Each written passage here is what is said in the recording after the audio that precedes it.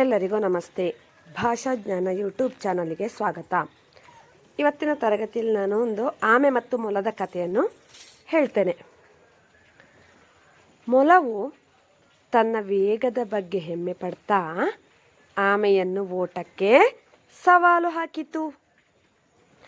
ನಾನು ಸುಲಭವಾಗಿ ಗೆಲ್ಲುತ್ತೇನೆ ಎಂದು ಹೇಳಿತು ಮತ್ತು ಓಟದ ಮಧ್ಯದಲ್ಲಿ ಸ್ವಲ್ಪ ನಿದ್ದೆ ಮಾಡಿತು. ಏಕೆಂದರೆ ಅದು ಅಂತಿಮ ಗೆರೆಯನ್ನು ತಾನೇ ಮೊದಲು ದಾಟ್ತೇನೆ ಅಂತ ಎಂಬ ಅತಿಯಾದ ವಿಶ್ವಾಸದಿಂದ. ಮೊಲ ನಿದ್ರಿಸಿತು. ಓಟದ ಮಧ್ಯೆ ಮೊಲ ಎಂತ ಮಾಡಿತು? ನಿದ್ರಿಸಿತು. ಆಮೆ ಅಂತಿಮ ಗೆರೆಯನ್ನು ದಾಟಿ ಓಟವನ್ನು ಗೆದ್ದೇ ಬಿಟ್ಟಿತು.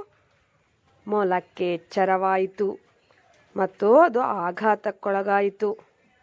ಅತಿಯಾದ ಆತ್ಮವಿಶ್ವಾಸವು ತನ್ನ ಪತನಕ್ಕೆ ಕಾರಣವಾಯಿತು ಎಂದು ಮೊಲವು ತಡವಾಗಿ ಅರಿತುಕೊಂಡಿತು. ನೀತಿ: ಅತಿಯಾದ ಆತ್ಮವಿಶ್ವಾಸವು ವೈಫಲ್ಯಕ್ಕೆ ಕಾರಣವಾಗಬಹುದು. ಯಶಸ್ಸನ್ನು ಸಾಧಿಸಲು ವಿನಮ್ರವಾಗಿ ಗಮನ ಹರಿಸಬೇಕು. ಈ ವಿಡಿಯೋವನ್ನು ಫುಲ್ ವಾಚ್ ಮಾಡಿ. ಇಂಗ್ಲಿಷ್ ವರ್ಷನ್ಸ್ ಕೂಡ ಇದೆ ಇದರಲ್ಲಿ. ಇದೇ ವಿಡಿಯೋದಲ್ಲಿ ಇಂಗ್ಲಿಷ್ ವರ್ಷನ್ ಕೂಡ ಇದೆ. ಫುಲ್ ವಾಚ್ ಮಾಡಿ.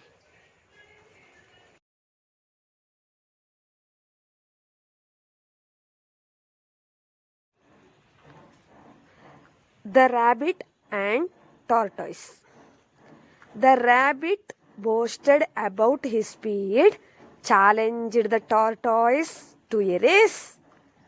I will win easily, he said, and fell asleep in the middle of the race because he was overconfident that he would cross the finish line first.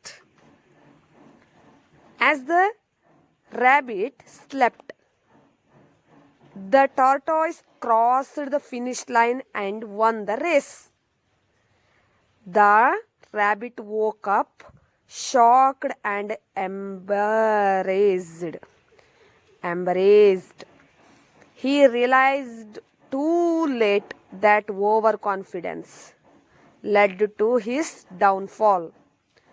Moral: overconfidence can lead to failure.